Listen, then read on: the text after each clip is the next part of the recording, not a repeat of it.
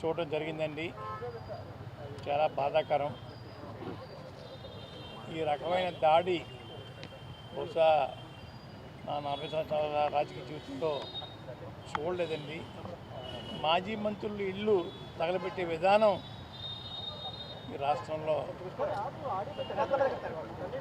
ప్రవేశపెట్టినందుకు చాలా బాధగా ఉందండి.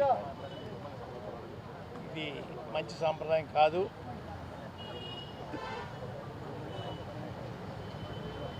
వారు బూతులు తిట్టే విధానం రాజకీయాల్లో ఎప్పుడు చూడలేదు. పండ బూతులు తిట్టడం, తిట్టించడం మూలంగా ఎదుటి వ్యక్తిని రెచ్చగొట్టడం బాధాకరం అండి. ఇప్పటికైనా చంద్రబాబు నాయుడు గారు ఆ కల్తీ నెయ్య విషయంలో నాకు తప్పుడు రిపోర్ట్ వచ్చింది, నేను సారీ చెప్తున్నాను అంటే ఆయన గౌరవం పెరిగేదండి. ఆ పని చేయకుండా వేరే రకంగా దాడి చేయించడం, ఆ కప్పిపుచ్చుకోవడం కోసం, తప్పించుకోవడం కోసం ప్రయత్నం చేస్తూ ఉన్నారు. అది మంచి పని కాదు.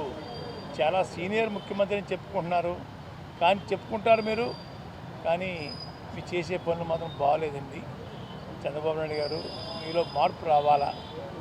ఇది మంచి విధానం కాదు కాదు కాదు దేశంలో ఎక్కడ ఇటువంటి అరాచకం మాజీ మంత్రులు ఇళ్ళ తగలబెట్టడం అనేది ఎక్కడా లేదని మీకు తెలుసు. కానీ ఈ రాష్ట్రంలో తమరు ప్రవేశపెట్టడం అనేది బాధాకరం.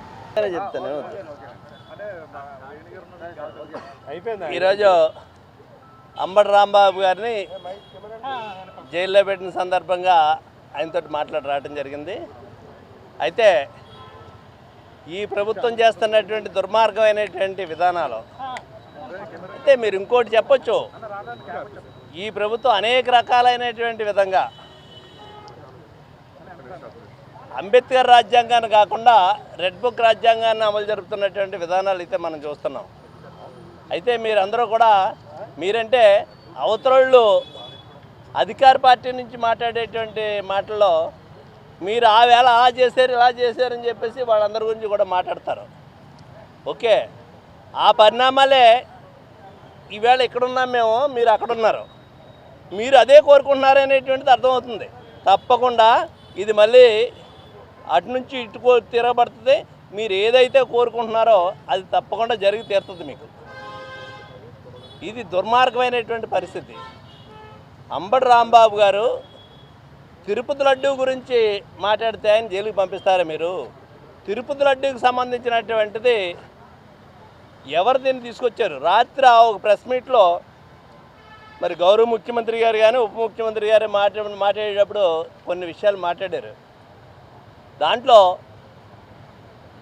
ఈ తిరుపతి లడ్డూలో జంతుకోవు కలిసినటువంటి విషయాలు వాస్తవమే.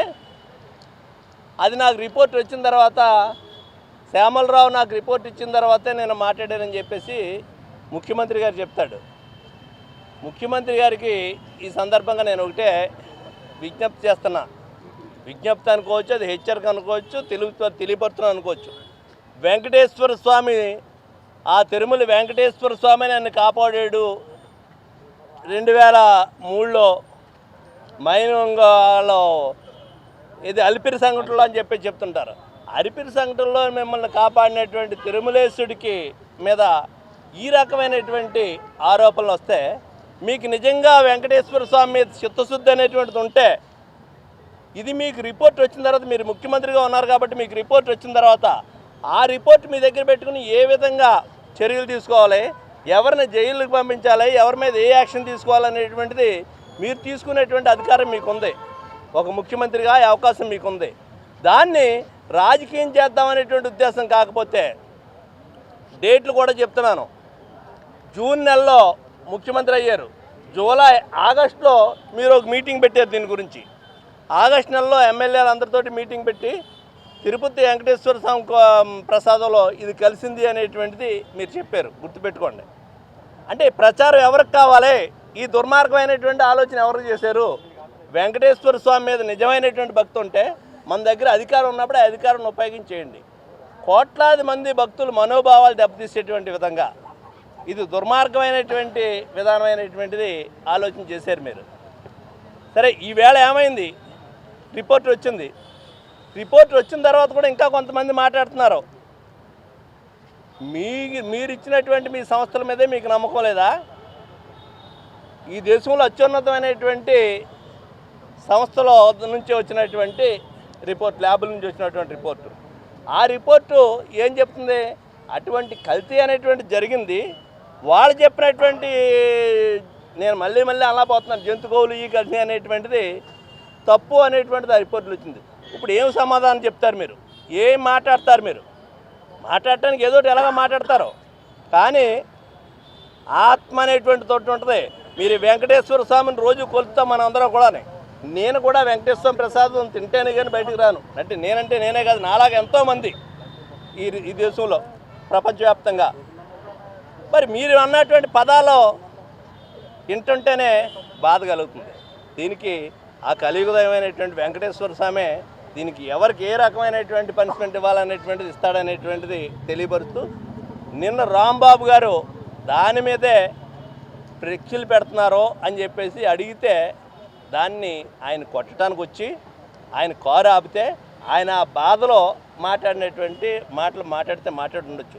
మీ దగ్గర ఉన్నటువంటి అనుకూలమైనటువంటి మీడియాల ద్వారా దాన్ని పదే చూపించి ముఖ్యమంత్రి గారిని తిట్టారు అని చెప్పేసి దాని గురించి చెప్తున్నటువంటి విషయాలు, ఇది దుర్మార్గమైనటువంటి విషయం.